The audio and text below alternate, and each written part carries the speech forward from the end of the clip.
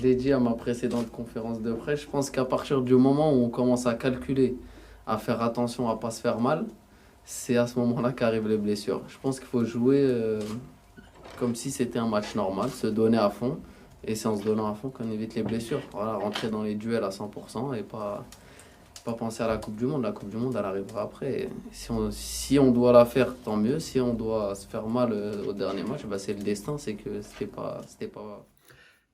Bonjour les amis, et oui, la déclaration de Harit avant malheureusement sa blessure. Voilà, on va faire un rapide résumé de ce qui s'est passé ce week-end et malheureusement on retiendra plus la blessure de d'Harit que la belle victoire marseillaise à Monaco.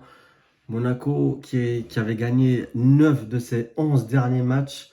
Monaco qui était censé écraser l'OM sur son passage. Et finalement, alors que l'OM était mené 2-1 à 5 minutes de la fin, à force de caractère, ils ont réussi à renverser le scénario du match et à remporter 3 points ô combien importants pour se repositionner dans cette fameuse course au podium. Alors, les 3 points qu'on retient de ce match et globalement du week-end Ligue 1, les 3 points, je retiens malheureusement un Harit qui n'ira pas au mondial et qui va énormément manquer au long de l'Atlas. Actuellement, avec Hakimi, c'était clairement les deux, les deux meilleurs joueurs de l'effectif. Hakimi titulaire au PSG, Harit titulaire à l'Olympique de Marseille, qui compte 3 internationaux français. D'ailleurs, donc, ce qui m'amène au point 2, la belle victoire de l'Olympique de Marseille. Le beau but, le très joli but de Verretou. Et le point 3, donc la manière.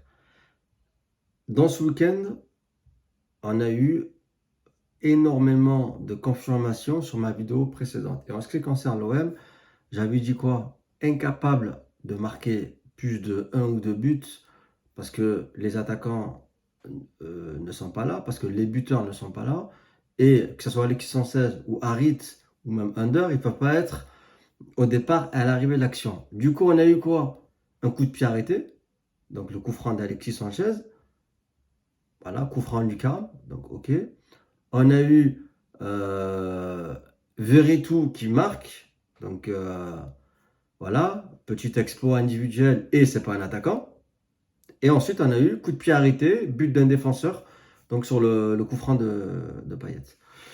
Voilà à quoi tu es condamné si tu veux marquer plusieurs buts dans le match. Voilà. Tu n'as pas d'attaquant et tu n'en auras pas, à moins de changer les choses pendant le mercato hivernal. Voilà. Et donc, que je ne perde pas le fil. Un petit mot sur Verretou. Après sa sélection, il a été moqué par la planète, par beaucoup de gens en tout cas. Moi, par rapport à Verretou, euh, je trouve que c'est donc ça, très bien pour lui, bonne nouvelle. Intelligent de la part de Deschamps, d'accord? Qui de l'autre côté, je ne sais pas ce qu'il a contre Ben Yedder, mais et Klose aussi. Donc Klose, c'est vrai qu'il y a du monde derrière, mais bon, en même temps, voilà, à chaque fois qu'il a été appelé, il a performé. Donc très bizarre de la part de Deschamps. Et du coup, très triste pour Klose. Et alors Ben Yedder, là, clairement, c'est un délit de faciès, ou il aime pas sa tête, ou euh, furieux de classe. Voilà. Ben Yedder, c'est la classe internationale. Voilà. Il porte Monaco, capitaine de cette équipe. L'année dernière, il a mis 46 buts. Cette année, j'ai eu encore la chance de le voir à Montpellier. Le mec, il marche, il est à l'aise. Techniquement, il est au-dessus, il est à la finition. C'est vraiment la classe. Tu vois ses stats, c'est incroyable. Et j'ai pas attendu la panenka énorme qu'il met ce week-end contre l'OM pour te dire que c'est un joueur de classe mondiale. Voilà. Il a préféré donc Griezmann, son fils. Et de Griezmann, il a peut-être mis 2 buts sur les 12 derniers mois. Et une passe décisive peut-être. Incroyable. Mais il a sa place d'office. Et c'est ce qu'on n'aime pas dans le sport. Et il a préféré appeler Thuram. Donc le fils de Lyon, à Paris, j'ai rien contre Thuram, mais entre Thuram et Ben Yedder, il n'y a pas photo. Voilà. Donc là-dessus, déception. Pour revenir à Verretou, les gens qui l'ont critiqué et qui se demandent machin, en fait, c'est des gens qui ne regardent pas le football de manière globale. Quand Verretou a commencé à jouer à l'OM, etc., bon, il a rapidement gagné sa place de titulaire et j'étais pas fan. Et j'en ai entendu beaucoup de bien de ce joueur, mais je comprenais pas. J'ai dit, bon, il est quand même light.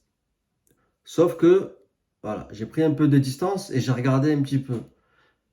Verretou est dans une équipe où il doit énormément défendre, ce qui l'empêche de jouer dans son vrai registre et de s'exprimer. Voilà, il fait le sale boulot, alors que c'est un milieu défensif, mais plutôt offensif, qui s'exprimerait mieux, d'accord, s'il avait la possibilité de distribuer plus le jeu. Voilà, et on l'a vu, et en plus il a une qualité de finition. Voilà. Malgré tout, le gars ne parle pas, le gars ne se plaint pas, et quand les Guendouzi passent plus de la moitié du match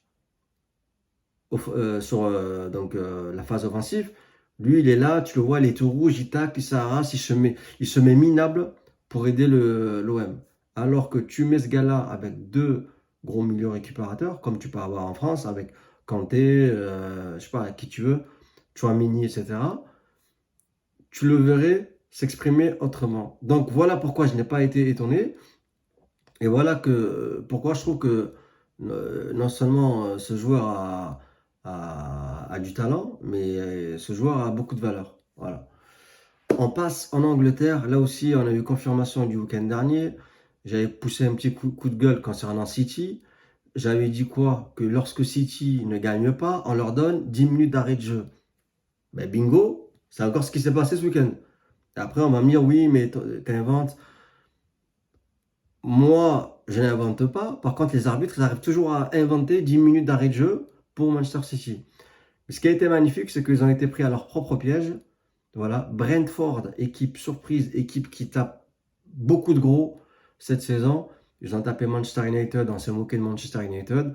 Et bien là, ils ont tapé City à la 85e minute, à la 95e minute, pardon, ils marquent. Il restait encore 5 minutes, ils ont failli marquer même un troisième but.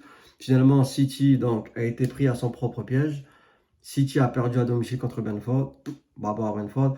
Arsenal a encore gagné. Arsenal, leader plus que jamais. Newcastle, dans cette fameuse course à la Ligue des Champions, dans ce Big Four, Newcastle a sorti Chelsea définitivement du Big Four. La seule équipe que j'ai oubliée la semaine dernière de citer, c'est Newcastle, qui sera incontestablement dans le Big Four. Il va y avoir énormément de gros qui vont sortir de ce Big Four. Actuellement, on a perdu Liverpool, on a perdu Chelsea, voilà, et il y a Manchester donc, qui caracole, qui se bat. On va retenir ça de ce week-end. Ils ont réussi à gagner à Fulham grâce à Garnacho, le jeune prodige argentin. Garnacho qui offre la victoire à Manchester, et Manchester qui reste à 1 point du coup de Tottenham. Donc Manchester, moi je dirais qu'il y a deux wagons dans cette première ligue. Le premier wagon, ils sont partis avec en tête de ce wagon la locomotive Arsenal. On a l'impression qu'elle sera de plus en plus dure à rattraper, mais c'est pas fini. Et puis ensuite, tu as le reste. Et dans le reste, ma foi, je vous dis, il y a Liverpool et Chelsea qui vont sauter, qui en ce moment sautent. Voilà. Et dans les quatre, il va y avoir une place entre Tottenham et Manchester United qui va être très, très, très, très, très, très accrochée, puisque honnêtement, Arsenal, City et Newcastle, je ne vois pas, surtout que Newcastle ne joue rien d'autre que la première ligue. Donc je ne vois pas comment ces trois-là pourront sortir du Big Four. Un petit tour en Italie, la Juventus de Turin retrouve sa 4e place après sa belle victoire, que je ne dise pas de bêtises, contre la Lazio, 2-0. Donc la Juve qui revient, c'est une bonne nouvelle pour le niveau du championnat italien. Voilà, et ça fait 9 minutes maintenant que je suis avec vous. On va finir donc avec l'Allemagne, le Bayern. Ça aussi, je l'avais annoncé. J'avais dit que ça a été très accroché pour eux. et qui vont trouver leur rythme de croisière. Ça y est, le Bayern s'est totalement détaché. Dortmund a perdu. Et dans le choc entre l'Union de Berlin et Fribourg, qui étaient les deux surprises de ce début de championnat, cette première partie de championnat, c'est Fribourg qui a déclassé l'Union de Berlin. Donc Fribourg, deuxième. Voilà les amis, on va se retrouver bientôt pour la Coupe du Monde. Prenez soin de vous. Peace.